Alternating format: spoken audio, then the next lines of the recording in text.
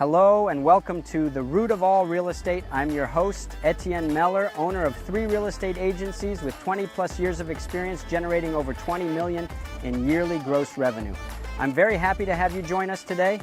Whether you're a seasoned real estate agent, a business owner, a first-time home buyer, or just curious about the latest market trends, we've got something for everyone. Now let's get started. You are listening to The Root of All Real Estate with Tim Ngo. 2002, 21 years now, right? Goes fast. Time's flying. But how has been the progression for you? Has it been always steady? Yeah. When you started, was it not maybe more challenging than you thought? For a lot, they had an image of what it was going to be, and then they realized, oh, it's going to be harder than I thought. Well, actually, I started... it's like new career. Of course, something's new. Mm-hmm. We started. We prepare ourselves. Not easy for the first year. So, what were you doing before? Well, I graduated from Concordia as management and marketing. Okay. And I started a business with my sister as manufacturing women clothing. I believe that background that led me to real estate, that I can work harder. I mean, for me, weekend is not something difficult for me to work. Because of the previous experience in the business. The business was, you started it? Like it was a startup? Yeah, a startup, and we worked very hard. Successful. My sister still continued with the business and go into real estate. Remember, Key Collin is a very good teacher, who passed away many years ago. I believe most brokers know Key Collin. And the first day... Well, he was a teacher, wasn't he? Teacher, also? He was yeah. I know can't him, remember. Key Collin, Mr. NB. He was super funny, right? Yeah. I remember that guy. And he say like, you guys have to work the weekend. I say, well, I work weekend. I say, 16 hours a day. I say, yeah, I do more than that sometimes. So I think because of the background where I started, it's harder in the business and come to real estate, it's not bad. I was lucky. When I started, I met a gentleman. His name is Thibault. Sadly, he passed away last year. Oh.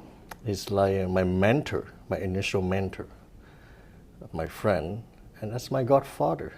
Oh, but he was a broker. He was retired and he worked in the office Pass back then, Prestige, which owned by Monsieur Charbeton. He's a very nice gentleman. We had a good time. I think I stayed there for 9 years, and we learned a lot from this gentleman, Mr. Thibault. Every year we spend time together in a coffee shop, a restaurant. It's a good memory years, and I learned a lot. I wouldn't be here today, I mean, at this level, without his mentor, his training.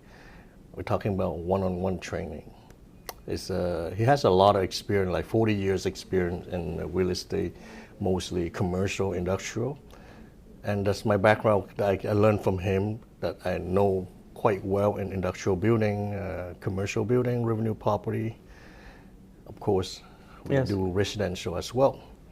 Yeah. So a new broker, if we're talking to a brand new broker, you're talking to the camera, well, you don't have to look at the camera. What I mean is, what are you saying to the new broker? I'm hearing that it's important, or it facilitated, or it helped quite substantially for you to have someone that could work with you on a one-on-one basis, kind of mentor you through the first few years, maybe even past that. Well, I would tell the new broker that prepare yourself is not a place where you think that you will make a lot of money. And I've seen a lot of broker has come to this industrial and left because of money, and they got disappointed. Don't get me wrong, we do make money, but actually it's more into a career that you're building as your passion. Yeah. You have to have a passion to be in this business. If you come here just motivated by money and you get disappointed when you have some transaction that you spend months, and didn't go Well, through. you can make a lot of money, but it's going to require a lot of work. Yes, and when we say a lot of work, it means what you just said: disappointments, discouragements, feeling that you're making one step forward, three back. But the thing is that if you don't quit and if you keep going, after X amount of time, which is usually, I find, the sweet spot is once you reach about 15 to 20 years, now you become an expert. Because there's so little brokers that stay that long that you really become like a PhD in. Well, I would like to mention the point. We are expert, but we keep learning every single day. But you have to. Yes, we keep learning new things from young generation, like my daughter Amanda. She started with me. As an agent, as a broker. As a broker. Oh, nice. We call How her old is she? Tim Ngo. She's 21. So see, my son Sam. Yeah, so I learned a lot from them as Instagram, Facebook. Well, they're coming in with a different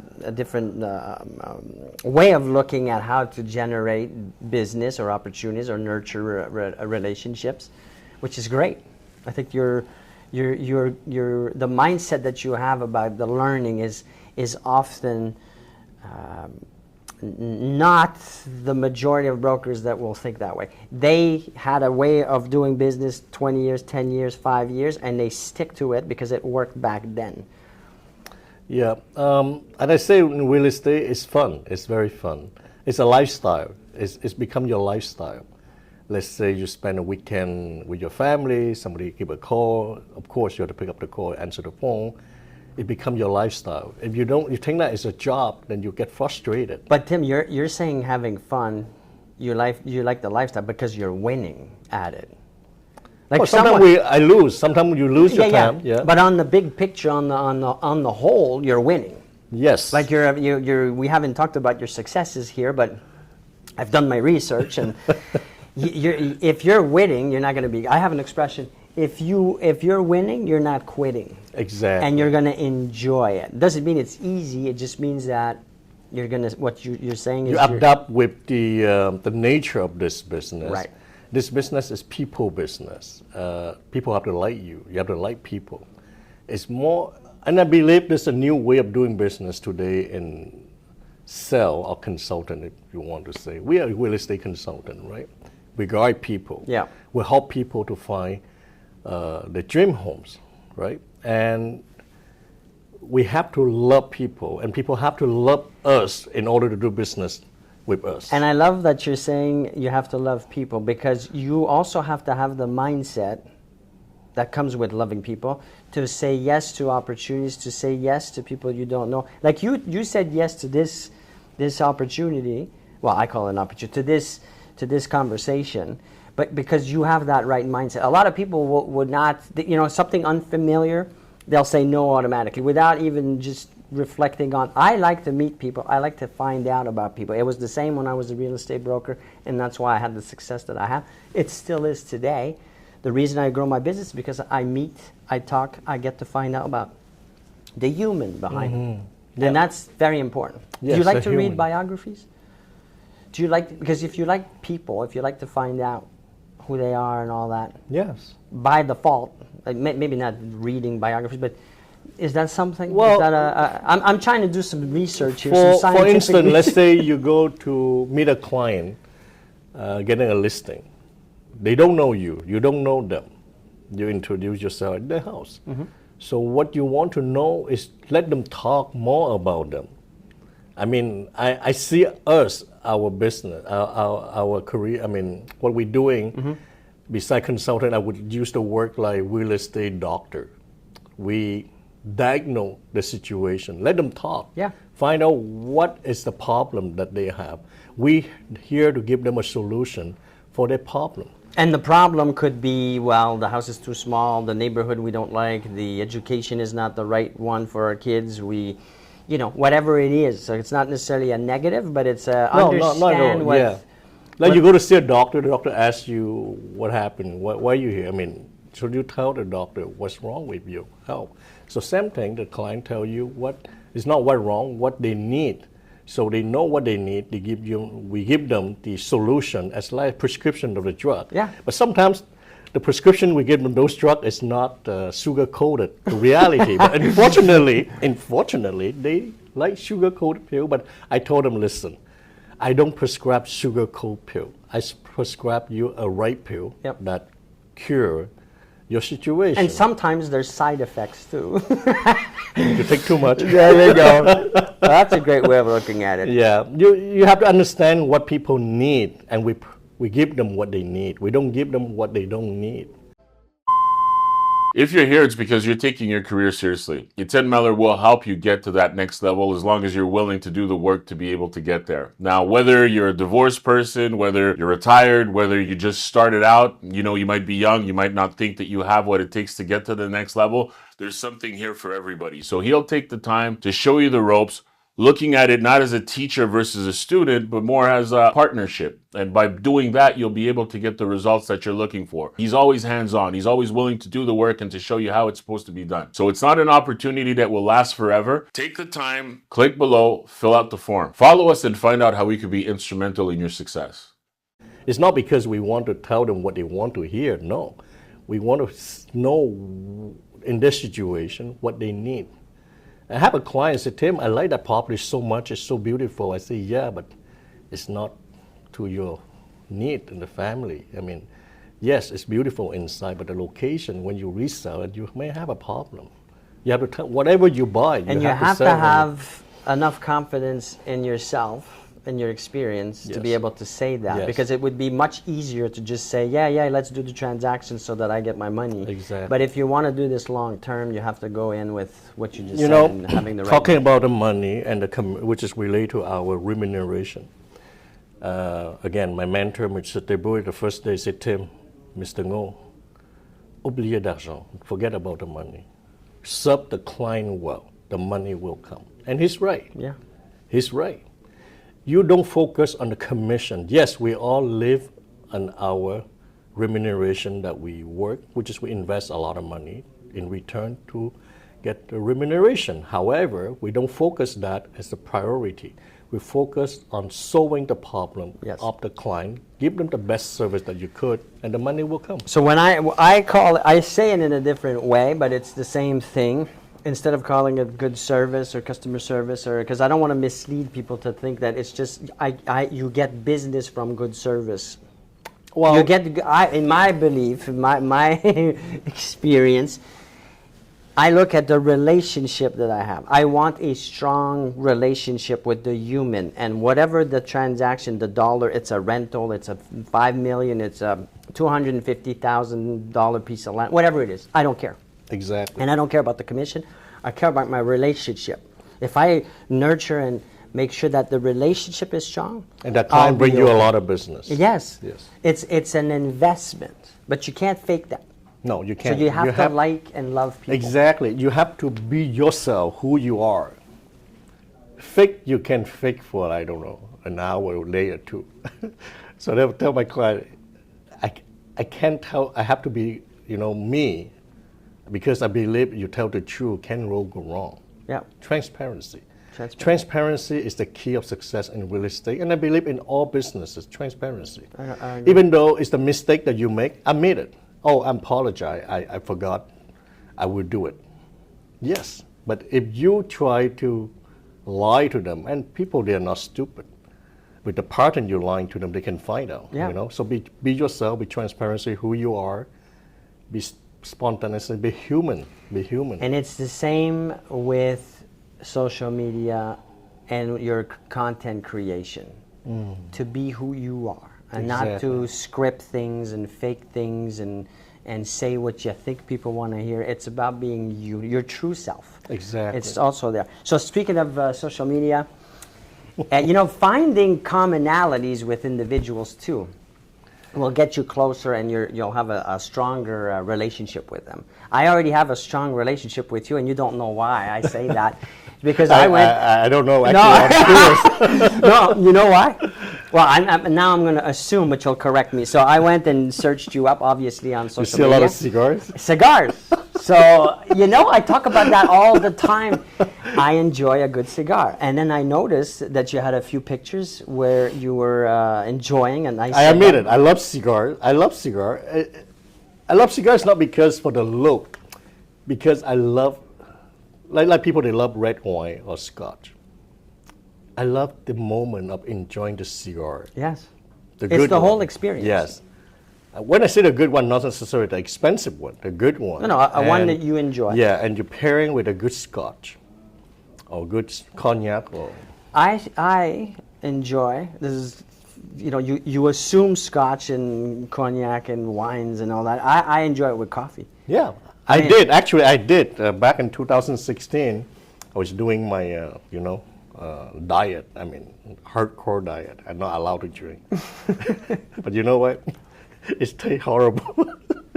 But it's okay because I can't take alcohol. Like you have to cut maybe one cheat day. You have a scotch. Yeah. So you want to smoke cigar in the summer, drink with hot water or coffee. It tastes terrible.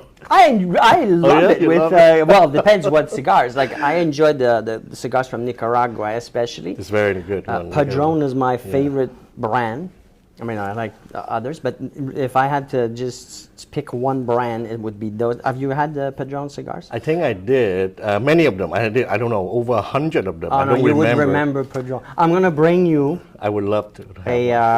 my favorite It's the one rectangular? They're box press. Yeah, the box press. Yeah. Maduro, the Yeah. darker. Oh, I love that mature. Yeah. But the naturals too are good. My favorite one, but now it's too expensive to have, like Robusto, Cohiba Robusto. Well, It's crazy. No? I still have a few, which ones is it? The Mahike? no, the Cohiba. It's $100 per cigar. It's not worth it though. I know. I find that the Cohibas Last year I saw one. No, but it's they're 169. I know it's a crazy price. and the quality is not that great. No, not that great. Compared to some other brands, Arturo Fuente, I'm sure you know that's one of the biggest. I know the brands. place you can get a good one at a good price. We talk about it later. Yeah, that's not saying on camera, but I'll tell you where I buy mine. Maybe it's. Anyways, We can exchange Yeah. So why I brought that up is that, in regards to what we were discussing, if you find things, but you have to look for it. It could be in the conversation, but there's always something that who you're with will be something in common, like a kid. It could be kids. It could be cigars. It could be golf. Whatever it is, that watches. There's some. You got to go find it though to connect on a deeper level with who you're with, and not just think about the transaction. Like if you're a buyer, I'm gonna not just want to know what you want to buy and what the problem is and all that. I want to go deeper into finding out who you are. The common interest. Yes, and it's easier today than ever with social media and with the digital technology that we have to nurture and keep in touch with after. When I started and when you started, no internet, no cell phones. Well, maybe you had cell phones in 2003. But that's cell phone. But we to connect with someone, it was by phone or face to face. There was no other way. There was no emails. Remember we used to have those form that you have to see in a person. You negotiate a deal a few times. You have to go back and forth. Yeah, I had to wait in my car in the parking lot for the other broker to go see his client. Then we have to go to my office, do photocopies, give it to the other agent broker. The broker had to go back to his client. We used to go to bed at midnight, 1 o'clock in the morning, just because of this back and forth. Like we don't know what we have today, so we have to adapt. Exactly. Keep learning. I think pandemic make our job much more. I'm not saying easier, but very productive. I'm going to ask you a tough one. Well, it's not tough, but do you present your own offer or you send it off to the listing broker? Okay. Now, I have to say before, there's a bit of a little disclaimer here. Not too many brokers know this, but our job, according to the OACIQ and the code, the civil code about what we're supposed to do, we're supposed to go present our promise to purchase. Now, Yes. I'm not putting you on the spot here with. No, actually, look, from day one, I started my real estate career. Yes, we were told to present the offer in person. Even the offer is not a good offer, it's still in person. Before pandemic, with technology and some seller busy, and somehow the trend is more present by email, send it to the listing broker. And when we start in 2003, or some of them, they start earlier than us. And we all know this trick is better to present in person, you know. I mean, let's say you represent the buyer, you want to see the seller in person. You're not giving the offer to the listing broker, you understand? Well, I want to make sure that it's correctly representing what we are offering and what our intention is. Yeah. And I also want to see how it's received. The reaction of the seller. It doesn't have to be in person, meaning physically driving to the person's house. It could be a Zoom. It could be, or it could even be, if you can't do a Zoom, a phone call. But I want to kind of have my own interpretation of what's going on. Now, it also depends on who the listing broker is. I know. And how much I know that person or I don't. Because if it's a brand new broker, nothing wrong with that. But you know, I may not feel comfortable handing in my work to someone else and saying, oh, well, my future is dependent upon this other individual. I want to take charge of my business. I want to take charge of my... You're right. You're right. I think we should go back to presenting an offer in person. However, some of the seller, they get used to the send me an email, I look into that. It's kind of in person. Like, you know, you look at the number, you don't... And of course, some broker, they write a nice letter, but at the end of the day, between you and me, the letter is good, it's nice. But it's the not price, the same. The price.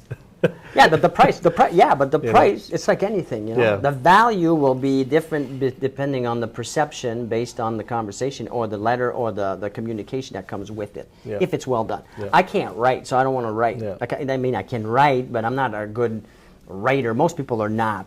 To convey emotion, to convey intent. So I think the video, you can even potentially, I would say, do a video. A Zoom video. Yeah, I think it's a good idea. So I think... I think it's a good idea to do the Zoom video, having the buyer with you, present it to the seller, if the listing broker allow. But unfortunately, I'm not saying that they are not cooperating.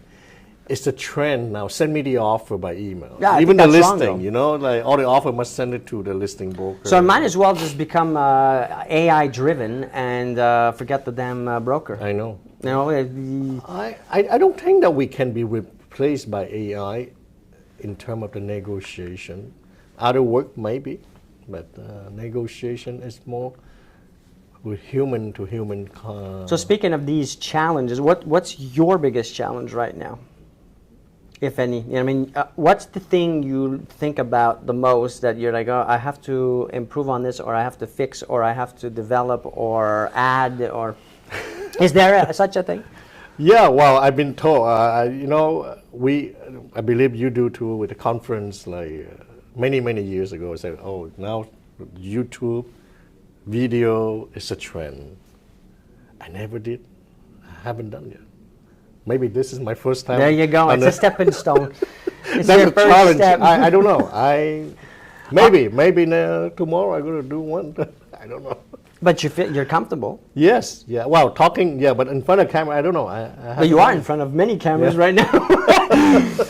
You know, the thing is this: if you stay who you are, if you talk about things you want to talk, if you're full of information, your knowledge is way more than most people that are in real estate creating content, because you have more experience, more transactions, more time doing this work. So when you think about that, I think you should think about that and be like, you know, for you to not do content is crazy because you have the experience. Those that do content that are new, they don't have the experience, but they have the content. So they're getting the business, I'm not going to say equally, but they're getting the more opportunities. Exposure. But they don't even have the knowledge that you have. So you got to bring that forward. I should, yeah. And in the end, you know what? There's no negative comments. Well, there's some, but very rare. Very rare. Like, most people are nice. Most people don't even say nothing, too, you know? They absorb it, but they don't. The fear of being criticized and all that will disappear instantaneously after you do it a few times. You'll realize, oh, no one really cares. I think I had to break the glass. Well, this is it. Break the ice. This is it. Maybe. So as next week I will put in a video. Next week? In an hour. Thanks to you. Yeah, there you go. So I want my name mentioned on all videos. Yes. But more importantly, you should also put videos of what you do as a human being, not just the real estate stuff. Right. You know, the cigar stuff. You know, I saw 3 pictures. Bad influence. No, but imagine if you every time you had a new one and you just said 2 seconds like, oh, I really enjoyed this one, tastes this and that. Yeah. I'm following you, guaranteed. You know, like, you know, but Interesting. Yeah. So, good idea. 5 years from now, what's going to be your business? What's going to be different, if anything? Well, I keep doing what I'm doing, writing, the best thing for my client. I never project my business like how much I need to grow. But your daughter's going to be with you? Yes, my daughter now with me for a year, but she's part-time. She will get in full-time by next year once she finishes her university. And of course, I want her to do it full-time. Yep. And gradually, I want her to take over my business. And I'm still in the business, but I want to travel more. Travel? Yeah. Spend more time with my wife. Of course. And do you have any other brokers that currently work with you? No. I've been solo for many years, and I did partner with a very good ex-partner of mine. We're still friends. Okay. But we have different motivation. It's a good experience that we learn. Yeah. You know, one thing about partnerships, I find that it's best, and I'm talking about being as a realtor, not necessarily in business for other reasons, but partnerships rarely work. I've rarely seen them last long. I think that someone that wants to have more time or delegate certain things is best to be a leader, a team leader, and then hire other brokers or collaborate. Even, you know, because sometimes when I say hire, the team leads feel like, oh, I don't want to give my money, or I don't want to commit. I don't want to, you know. It doesn't have to be like that. What if you had brokers that you just had exclusive business arrangements with, where on a case-by-case basis, they would refer you back whatever you agreed with? If that works perfectly. But you know what I meant. Me, for 21 years, I have tried different things, but I still believe nothing wrong with a team or something like that. But I have heard my client give me some feedback from what they dislike. Some broker that have the team taking over not taking over, like dealing with that particular individual. Yes. They feel like, because when they say I come to you, Tim, and I don't want other people taking care of my selling my house. I want you. I know you. You see, this is what stopping me to go with a team, which is limit my growth. But can I give you my experience with that? Because I also was reluctant to hire more people and to grow because I couldn't just now do everything myself. Yeah. But yes, I did lose some clients, a few, but it still was a better quality of life for me. My business still grew and is still growing, and I still have, and I have a better quality of life. The bigger I get, the bigger my team becomes, the more I'm enjoying my life. It's true. It's true. So yes, there's going to be some people that will not want to be within the big operation or the bigger thing, because they'll feel like they can't deal with you for everything. But in the end, I mean, I want to live a life that I'm happy, and and I want to see my kids, and I want to be traveling with my wife, and I want the freedom to not be stuck, that if I break my knee or I have a little accident or my health is not perfect or whatever, then my whole thing collapses. I know. I want to build it big enough that if I'm not in it, it still goes. And I feel like that's sort of, but this is an emotional thing for me. But I also have 5 boys, and I feel that it's my duty, and thank you, it's my duty and my obligation to have a solid, not give them everything, that's not what I mean at all, but to show them also that it's my role to provide them with the best environment possible. Now, after that, they have to maintain, they have to keep growing, they have to earn that. That's right. But it's not just about giving anything. Yeah, that is the lady said, you raise a warrior. Yeah. To make them work, which is like my daughter getting the business is much easier than when I built my business, when I started with nothing. Yes, of course. You know what I mean? We But you're started not. nothing. But you're also not just giving it. No. It's going to be. Well, I'm not. Yeah, I don't know. we want, but she's very devoted. She have seen me work for last, I don't know, 10, 15 years when she know, like in high school, primary school. She heard about we talking about offer. So it's in her blood, real estate. But she was in the environment for many years. So. Yes. For many years. Now 21, I think she started picking up like when she's 10, right? So over 11 years that she heard, listen to this, and she get into that. And as I told her, look, I would tell the same thing for the new real estate broker. You don't have to be smart to be a good real estate broker. That's right. You have to work hard. Hard worker. But what does it mean, working hard? Because we talk about that all the time. I mean, but I don't think people understand. Don't get me wrong. When I say work hard, doesn't mean that you have to work smartly. Yes, work smartly and be persistent. It's like you have a job 9 to 5. Let's say somebody go to work, I don't know, at any company, 9 to 5. Just consider yourself, you have a job to do 9 to 5. Yeah. But our job lasts more than 5. Right. 9 to 11 or midnight.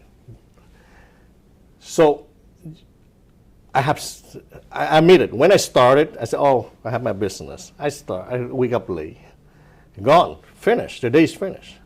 You wake up early, 7, 8, ideally 9. You go to gym, you work out, you pump it up, you go to take a shower, you work, build up the energy. Mm-hmm. If you do that every single day, persistent. I remember a very well known real estate broker. I met her like 20 years ago. I so admire her. You know her very well, Marie-Yvonne Peng. Marie-Yvonne, of course. Yeah, I met her at the gala. I say, Marie, what makes you so successful? She hold my hand and she looked at me in the eyes. She said, Tim, discipline. It's true. 100%. This work, I want to tell all the brokers, yes, you have to you don't have to work hard. You work smartly, but you have a discipline. You have to be the most disciplined, I call it military discipline. Yes, you have to. I mean, like George Badaji, I attend to many of his conference, and I like the fellow very much. He bring in the old water pump. It's like our job like pumping water, right? Yeah. When you stop working, not necessarily soliciting, there's no general lead. And that's why I got fed up of pumping that water myself. You have to have the people to work for you. You got to have someone pumping the water for you at some point, because or else you're just going to get tired. Yes, and fortunately, for the last 18 years, I may say, I never call a person, never solicitate. They call me, thanks to referral from my past client, their friend, and some people, they go on the Facebook, on my Google account, they call me. And I'm grateful to have that, but of course we don't own. Success is rent. You have to pay rent every day. Yes. You don't own that. So the next 2 challenges for you are going to be building a team and creating content daily. Yes, daily. And we will see each other in a few weeks, few months, and see how that goes. With a cigar. Deal? Deal. You saw it, it's recorded.